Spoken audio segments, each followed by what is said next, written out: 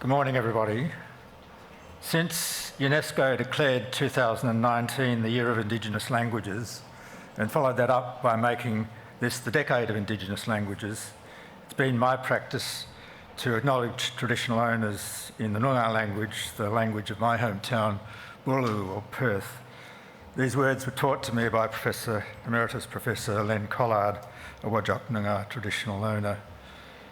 Kaya Nyun Kadich Nolak Nyunin, Wurundjeri Woi Wurrung Bunurong Bun Wurrung Gulen Buja, Nyun Wurrun Kwap Kadich Kanya, Nitcha Balbidja Balbuja, Kura Yaya Budawan Kaya.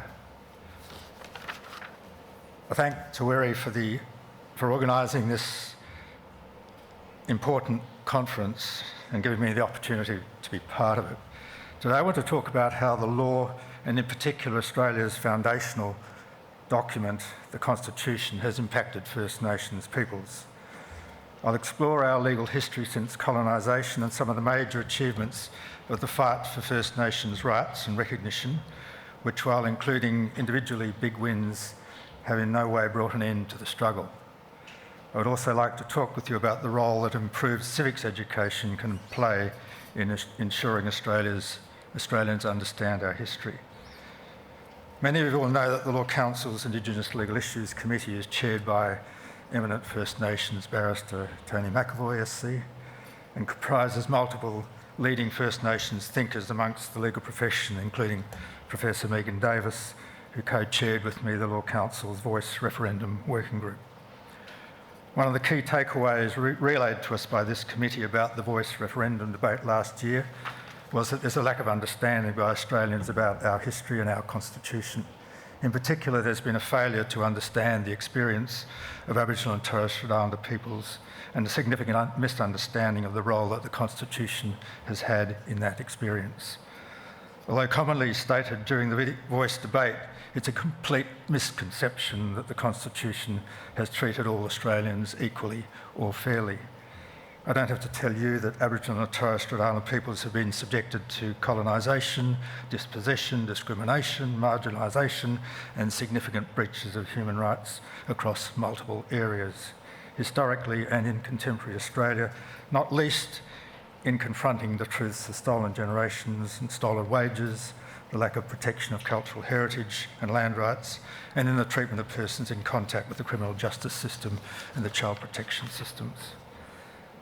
These policies and practices continue to have an impact today, and the road to equality for Aboriginal and Torres Strait Islander peoples in Australia is proving to be a long one. I recognise that the matters that I discuss in the speech will be all too familiar to the members of this particular audience. However, in remarking upon them, I'm seeking to give some effect to the Indigenous Legal Issues Committee's guidance that is nevertheless important. The Law Council of Australia does shed light on basic concepts and events which should form part of the broader truth-telling picture, using opportunities as they arise to do so. This must form part of our ongoing civics education.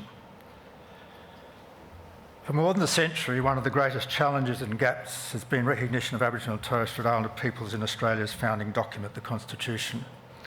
The constitutional conventions that were held between 1890 to 1898 to determine the text of the Constitution did not include representatives of Aboriginal and Torres Strait Islander peoples, and for the most part Aboriginal and Torres Strait Islander peoples were not able to vote on the delegates to represent their jurisdiction at the conventions.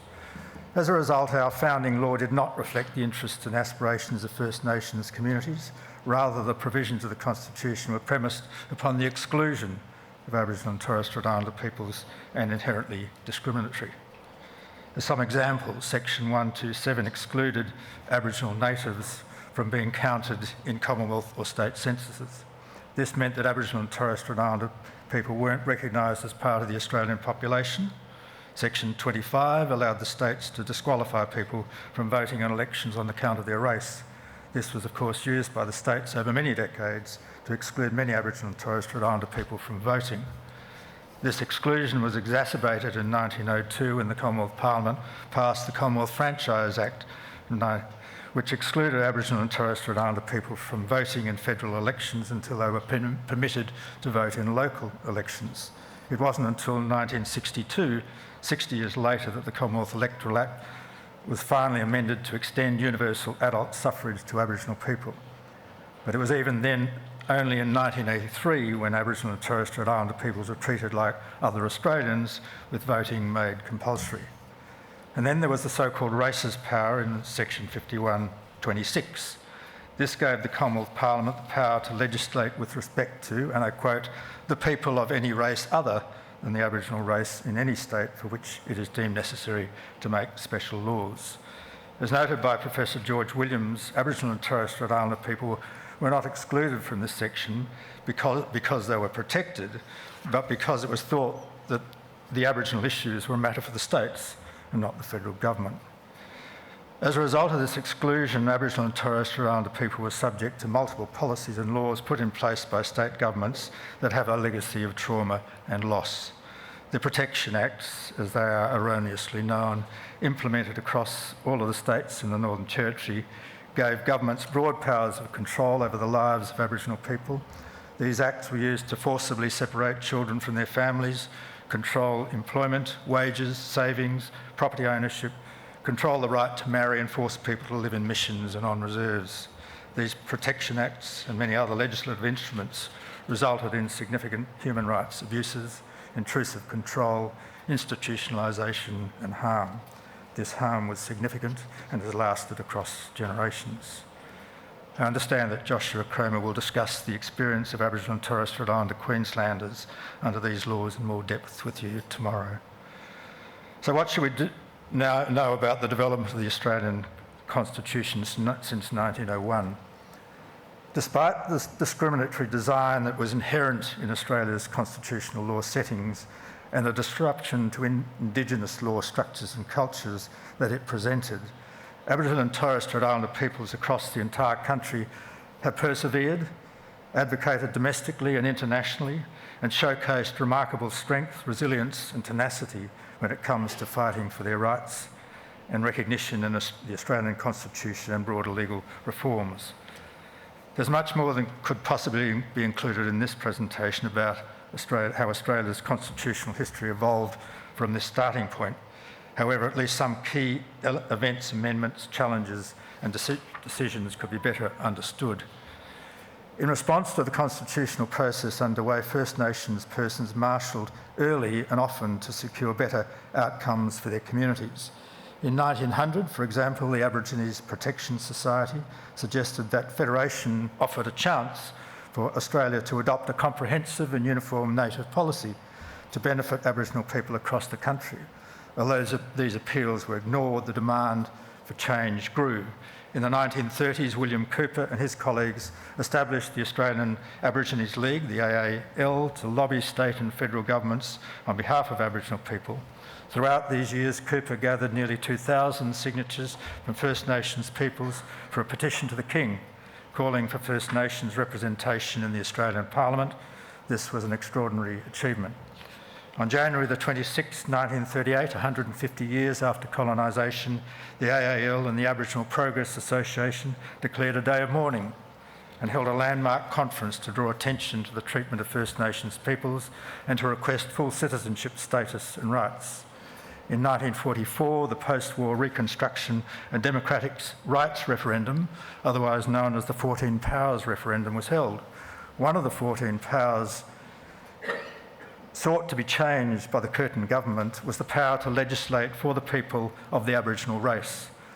The referendum failed. In the intervening period ahead of the 1967 referendum, First Nations efforts nevertheless continued the fight against injustice and fight for equality, including under the Constitution. The Bringing Them Home report in 1997 summarised this period of history as follows. Since at least the 1930s, Aboriginal and humanitarian groups had been urging the Commonwealth to display leadership on Aboriginal affairs. Although the Commonwealth did not have constitutional power until 1967 to legislate in respect of Aboriginal people, it could have influenced state policies by making grants of aid conditional upon policy change. However, the Commonwealth had been consistently wary of upsetting state sensitivities as well as committing itself to extra funding. This position changed after 1967. There was no single moment that sparked the 1967 referendum, but rather a groundswell of activism throughout the 1950s and 60s. The Warburton Ranges controversy in 1957 about whether Aboriginal people in the Central Desert were living in a state of destitution, the Yirrkala Bark petitions in 1963, the 1965 Freedom Ride and the Wave Hill Walk-Off that began in 1966 are just some of the events that drove these issues into the spotlight. Following years of campaigning, on the 27th of May 1967, a proposal was put to the Australian public to make two changes to the Constitution. One, to amend section 51(26) to strike out the words other than the Aboriginal race in any state, thereby allowing the Commonwealth to make laws with respect to Aboriginal and Torres Strait Islander peoples. And two, to delete section 127 entirely to ensure that Aboriginal and Torres Strait Islander peoples would be counted as part of the population. The proposal received monumental support in every state and nationally. The yes vote was supported by more than 90% of Australians, to date the highest yes vote achieved in any Australian referendum. Despite being a significant moment in the history of First Nations people under the Constitution, it's important to recognise also what this referendum did not do. Well, one of the purposes of the referendum was to allow the Commonwealth to take on responsibility for First Nations peoples. Amending section 51(26) in the way it was may have been an error by failing to explicitly provide that the power to make laws with respect to Aboriginal and Torres Strait Islander peoples could only be applied for their benefit. By not doing this, the amendment may also have laid the groundwork for the Commonwealth to pass laws that impose a disadvantage. I'll return to this shortly in relation to the decision in Cartonieri in the Commonwealth, known as the Hindmarsh Island Ridge case. But first I'd like to turn to a 1982 case in which I was involved as a young solicitor in Cairns, Kawata and Bjelke Petersen. John Kawata was a member of the Winchenham community at Arakoon and a traditional owner of the Archer River region on Cape York Peninsula in Queensland. He challenged the Queensland Government under the Racial Discrimination Act of 1975 after its decision to prevent the Aboriginal Land Fund from acquiring a Crown lease on pastoral property for the Winchenham people. The decision by the Bjelke Petersen government was based on a cabinet policy at the time which opposed ownership of large tracts of land by Aboriginal peoples. The Queensland Government challenged the validity of the Racial Discrimination Act in the High Court and was defeated. Joe Bjelke Petersen, then the Premier, argued that the racial discrimination was not valid as an Australian government had no power to make it. Queensland's first argument was the race power, which now applied to laws about Aboriginal and Torres Strait Islander peoples following the referendum, did not support the Act because the Act addressed racial discrimination against all people, not just the people of one particular race. On this point, Bjelke Petersen was successful 6-1. However, the High Court found that external affairs were not limited to matters geographically external to Australia, and that the domestic implementation of international obligations, in this case the United Nations Convention on the Elimination of All Forms of Racial Discrimination, forms part of Australia's external affairs, and enacting legislation within the Commonwealth pursuant to those obligations is a valid exercise of the external affairs power under section 51(29). The High Court's decision was later pivotal in the Mabo No. 1 case and in the recognition of native title in Mabo versus Queensland, which overturned the notion of terra nullius, unoccupied land prior to colonisation, and recognising the past and continuing relationship of Aboriginal and Torres Strait Islander people to the Australian land. In 1981, I was invited to a conference on the topic of land rights and race relations in Australia, organised by the James Cook University Student Union and the Townsville Treaty Committee to speak on the topic, a High Court test case ? Eddie Koiki-Mabo alongside Professor Noel Luce were co-chairs of the Townsville Treaty Committee. And following some side discussions during the conference, I received instructions to commence a test case for land rights on Murray Island. Starting with the 5 plaintiffs, whose vision and courage I applaud: Eddie Koiki-Mabo, his aunt Siluia Mapo-Sali, brothers Father Dave Passy and Sam Passy, and Council Chairman James Rice, and a committed legal team. Proceedings commenced on the 20th of May 1982 in the High Court and resulted in the decision handed down on the 3rd of June 1992. My naive hope in pursuing the quest for land rights through the mechanism of the Meriam People's Claim in the High Court was that it would secure for this group and other Indigenous peoples a basis for recognition and self-determination within the Australian community. This would, I had hoped, go some way in providing social and economic security. The decision in Mabo number 2 was obviously momentous in many ways, but it did not quite deliver all we had hoped. And in subsequent decades, we've seen an array of judgments and legislation which seek to determine or limit land rights in this country. After the Mabo decision, successive Australian governments and courts grappled with its impact and implementation. In Wik Peoples in Queensland, which commenced before the introduction of native title legislation, the High Court considered whether statutory pastoral leases granted by the Queensland Government could coexist with native title rights. The High Court found that a pastoral lease does not confer rights of exclusive possession and therefore could coexist with native title rights. However, as the High Court held, if there is any inconsistency between the rights of the native title holders and the rights of the pastoralists, the rights of the native title holders must yield. The Native Title Act 1993 of the Commonwealth was introduced by the Keating government, but after the decision of Wik was handed down in 1994, there was much confusion. In 1996, the Howard government then introduced the Native Title Amendment Bill 1997, also known as the 10-Point Plan legislation. The stated purpose of this legislation was to provide certainty following Wik. However, it's been argued that the amendments made to the Act significantly weakened Aboriginal and Torres Strait Islander people's native title rights, effectively diminishing the rights initially recognised through the Mabo decision. This was followed by Cartonier in the Commonwealth, the Hindmarsh Island case. This was a significant dispute throughout the 1990s regarding the building of a bridge to Hindmarsh Island. The then Australian government passed the Hindmarsh Island Bridge Act of 1997 to remove protections granted to prevent the building of the bridge. The argument put for the plaintiff to the High Court was that post the 1967 referendum, the race power could only be used for the benefit of First Nations people. This was lost. And the court found 6-1, with Justice Kirby dissenting, that this also allowed non-beneficial laws, a signal that the Constitution did not provide the protections that Aboriginal and Torres Strait Islander peoples were seeking. The precedents established in Mabo and other land rights decisions continue to arise in more recent court judgments, which have their own implications for legislation and policy affecting the rights of Aboriginal people in Australia. In 2019, the High Court affirmed the approach to be adopted in valuing native title compensation in the case of the Northern Territory of Australia against Griffiths, colloquially known as the Timber Creek case. The High Court awarded over $2.5 million to the Nullarbor and Nungalee peoples for the extinguishment of exclusive native title rights to their traditional lands and waters. This figure consisted of compensation both for economic and cultural loss, as well as for the real estate value of the land. The Timber Creek decision will have increasing significance as the focus of native title rights turns from establishing the existence of native title rights to matters relating to compensation for extinguishment of those rights. In 2020, the High Court in Love and Toms considered whether Aboriginal Australians could be aliens within the meaning of section 51(19) of the Constitution.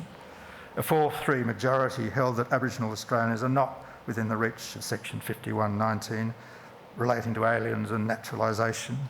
Although the majority judges reached this conclusion by different reasoning, all referred to the Mabo decision and the 3-part test of Aboriginality applied in that case. Firstly, descent from Aboriginal or Torres Strait Islander. Secondly, self-identification.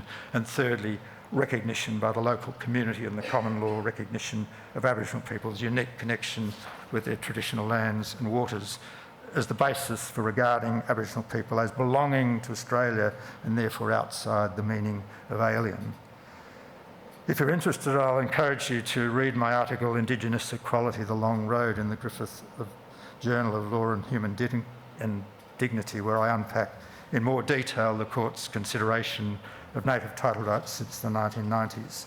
In that article, I also briefly make the case for judicial recognition of the Crown's fiduciary duty in relation to Australia's First Nations peoples, as has occurred in New Zealand and in Canada.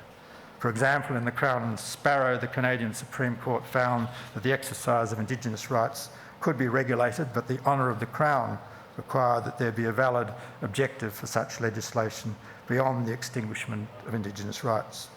It's beyond my time, in my view, that this fiduciary duty should also be recognised in Australia. As I've outlined, the constitutional change has not provided either formal or substantive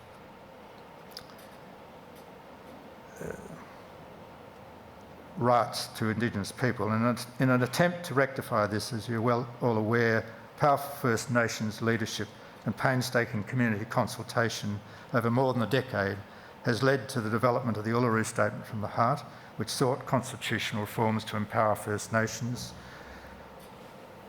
a voice enshrined in the Constitution, and a McIntyre Commission to supervise the process of agreement making between governments and First Nations and truth-telling about First Nations history. Again, I recognise so many of you here today for your leadership on these matters. As you may know, the Law Council had a long-standing position in support of constitutional recognition, as guided by its Indigenous Legal Issues Committee and backed by its directors. Our view was that the referendum proposal put forward to the Australian people in 2023 was both constitutionally sound and reflected fundamental principles of self-determination guiding Australia's approach to First Nations people. We made it clear that on our assessment the proposal was simple, straightforward, safe and modest. However, as we all know, the voice did not receive the majority it required. We recognise the clear signal given, this time at least, by a majority of Australian people that they were unconvinced of its merits. So where are we now? The question is, what now can and should be done to right the wrongs that First Nations people have endured at every jurisdictional level, federal, state and territory? Pathways currently being pursued include negotiating comprehensive settlement agreements and establishing platforms for negotiating treaties. These processes have experienced significant challenges at times, noting what's currently happening in Queensland, but have also seen notable successes in Victoria and in South Australia. As mentioned earlier, the Uluru Statement from the Heart also calls for a McIntyre Commission, which would supervise the process of agreement making between governments and First Nations and truth-telling about First Nations history. The Law Council will, of course, continue to seek guidance on the most appropriate and informed response to these calls from Indigenous legal and broader experts. This is a process currently in motion through a McIntyre working group, which I chair, and includes Tony McAvoy and several other Indigenous leaders. As we listen carefully to our experts, I don't propose to comment further on it while it's on foot. We're also cognisant that much work is in train at the state and territory level and do not seek to detract from those important processes. As a more immediate action, however, one thing that's been made abundantly clear to us by our Indigenous Legal Issues Committee is that the United Nations Declaration on the Rights of Indigenous Peoples remains foundational to addressing the marginalisation of First Nations communities in Australia. This document, which elaborates on articles of core human rights treaties, is voluntarily entered into by Australia with respect to Indigenous peoples, should be another key feature of any Australian civics education program. Without a legal and policy framework based on human rights breaches in Australia, particularly of marginalised groups of people, we are likely to remain human rights breaches are likely to remain undisturbingly routine. The UNDRIP is the authoritative international standard informing the way governments across the globe should engage with and protect the rights of Indigenous peoples. Australia formally announced its support for the UNDRIP on the 3rd of April 2009, but more than a decade on, Australian governments and parliaments are yet to recognise and implement its standards and protections domestically in a formal and comprehensive, as opposed to a piecemeal manner. Should the Commonwealth eventually adopt a Federal Human Rights Act, the Law Council supports UNDRIP's rights being in the mix. We were pleased to see that the recent Parliamentary Joint Report on Australia's future federal human rights framework similarly recognises their importance. A further immediate concern to the Law Council and Indigenous Legal Issues Committee that Australia's full history of dispossession and disadvantage, including the Constitution itself, remains untold. As I've mentioned, the role of civics education is vital, and we must consider whether it is, as designed and delivered, fit for purpose. It may or may not surprise many to learn that the level of civics understanding in Australia is relatively low, is not improved. According to the 2019 NAPLAN results, 53% of Year 6 and 38% of Year 10 students were at or above the proficiency national standards for civics education. I think probably I should end there as I can see the chairman approaching. Thank you.